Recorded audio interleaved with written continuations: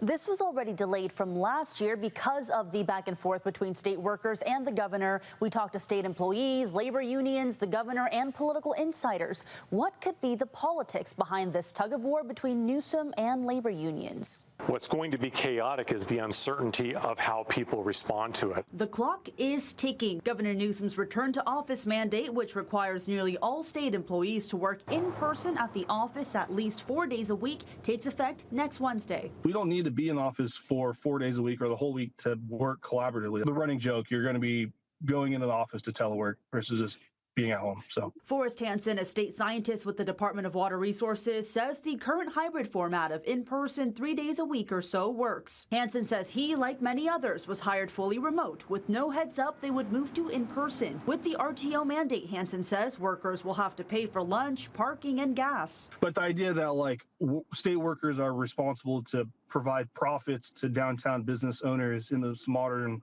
age of telework is just kind of crazy. That's been Newsom's main point: revitalize downtown. We got to get these downtowns moving again. Got a sense of community and place. And in-person interactions. Be nice to see you again. Nice to see you again. Nice to run into you in the hall. Yet the pushback from state workers and their unions continues. It doesn't look good, so.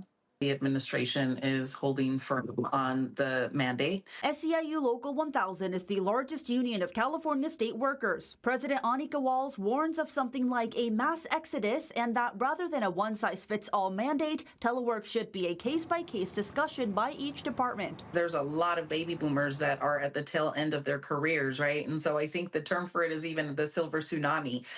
Do you feel like this telework debate affects Governor Newsom's relationship with labor unions like yourself? I absolutely think that actions, right, speak louder than words. 2 words, lame duck. There's no more risk for him in terms of challenging the unions and facing lawsuits. Newsom only has 6 months left in office once the mandate starts. He's basically dumping it into Javier Becerra's lap or Steve Hilton's. Meantime, workers say departments are scrambling to find space, equipment, and finalize schedules. It's incredibly frustrating. I think everyone's super frustrated at it. I'm going to be curious to see how many actually do go back.